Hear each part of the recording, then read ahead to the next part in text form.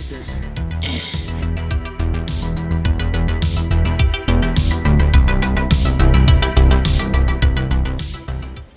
Pick a card. Yeah, Pick a card, any card. Don't show it to me.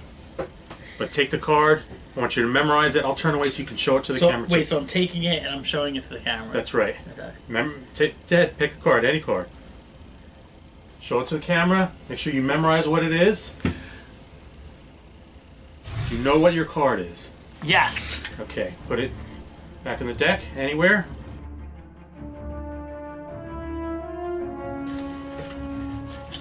I'm going to get your card on my brain. It's gonna go on your brain. I'm gonna pick out your card. All right. I think I got your card in mind. Your card is 7 of spades. Now. Hold on, don't tell me. I'm close.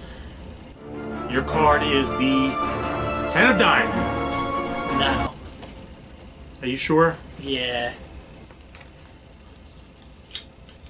Hold on. Your card is... Wait, I can feel it. The 8 of diamonds. No, but it was close. Okay, alright, hold on a second. We're getting closer. When you see it, tell me to stop. It's not there. Card isn't the 8. I said I was going to get it.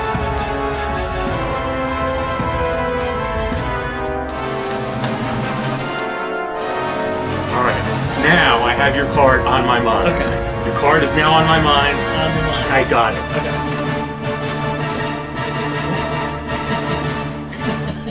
Is this your card?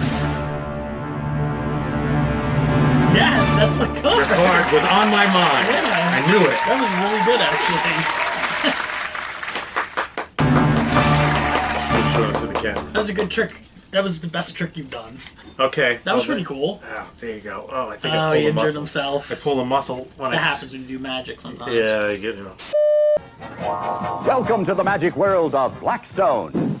It's incredible! Here, learn the ropes. That's amazing! My secret instructions make all my tricks easy. I'm doing magic! What's next, Blackstone? This. Trick. Did you ever try practicing any, like... Not sleight of hand, no. Because it's too much to... It's so skill based. Yeah. And you have to be so... And yeah, you need to put in so much practice to do that stuff. Like, I know how to do some of that stuff, but there's...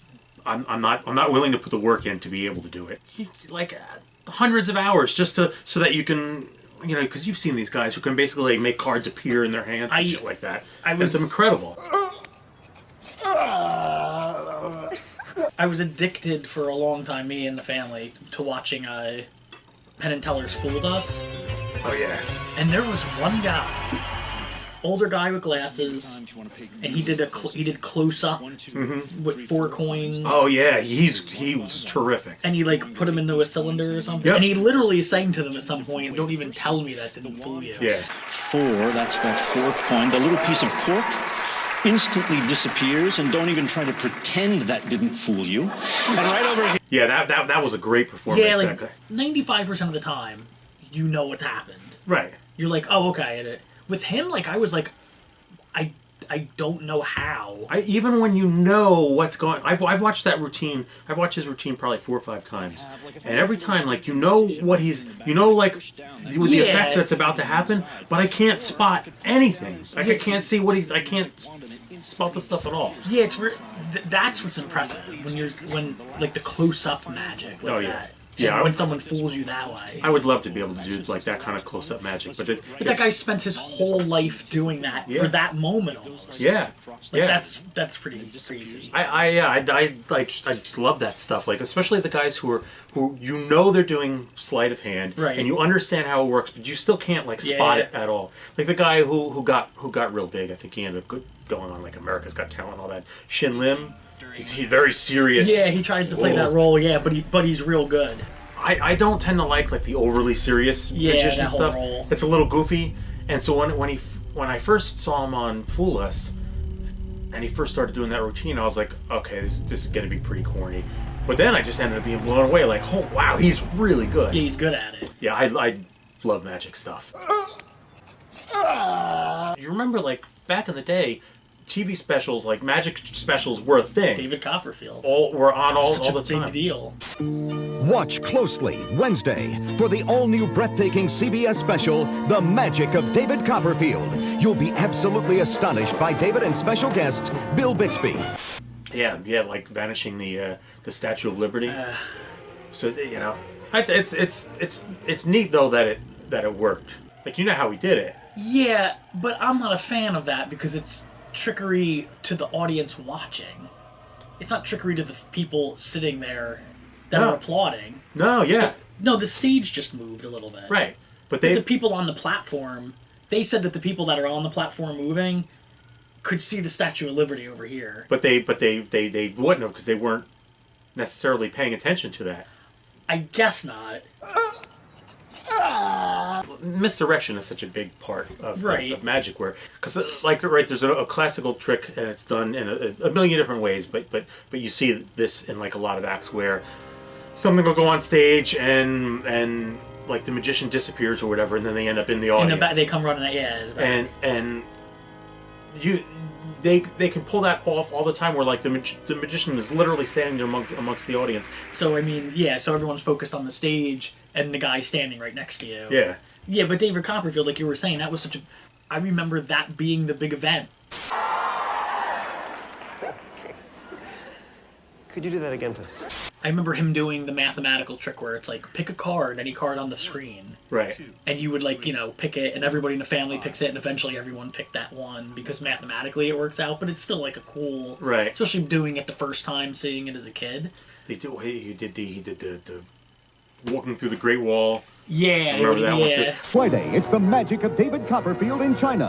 A spectacular hour of mystery and death-defying illusion as David attempts to walk through the Great Wall of China. Friday. But I don't tend to be a fan of like the in-camera tricks. Like, right, that's what. Yeah. Like especially like there's a show that's on Netflix now, Magic for People. Okay. With this guy, and he does neat tricks and all that, but there's too much editing. Yeah, I don't want to be tricked by the camera. Right. I want the magician to trick me. No, Chris Angel does that. He's got one illusion that he does, and you can find it on YouTube, where like he lays these people down on park benches and then splits them in half. But that's all done like with camera tricks, because they replace, like, there's a normal person, and then of course it's two people who are like missing limbs. Right. Okay. Yeah. And the people that are there like pretending to be fools are actors. They're they're all, there's been people that have come forward and said like, oh, they told me like act like you're really surprised, like be shocked. Yeah, and like that's not interesting to me. No, because it's not magic. I don't think it's magic. I don't think it's valid. And not because they're doing camera tricks, which they are, and not because they're using plants, which they are, and not because they're using editing tricks, which they are. There are many people that watch Chris Angel and go, oof, that's a magic trick.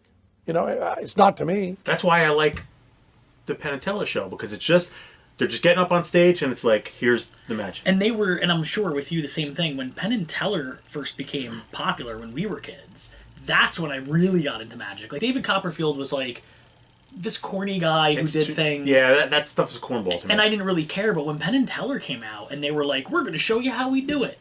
Oh, I love, because I love they'll do the cups and balls trick. Yeah. And then they'll be like, here it is, but with clear cups. And you're still being fooled. That's very clever to let you in on the joke and still fool you. Yeah. That you never ever do the cups and balls with clear plastic cups. Like there's the one where the famous one where he goes underwater, Teller's underwater. Yes. With the whole key, misses the key, and he drowns in there. And, and I'm like, like I know he's breathing, like, but where? Where's the tube? And I get like it's in the goggles, I guess, and it's like in his nose. Right. Like you're trying to figure it out. I don't know. It's not. Screw it, Dave. He's brain dead. These guys are telling you it's a trick. Mm-hmm. But they're still tricking you. Yeah, that's it. Yeah, I don't like the magicians who take themselves overly seriously, or especially the ones who like pretend that they're that they're mediums or real. something. Oh god, I hate that stuff. Focus, you start to really concentrate, and it starts to be like plastic. You see it? It's starting to melt a little bit. You see?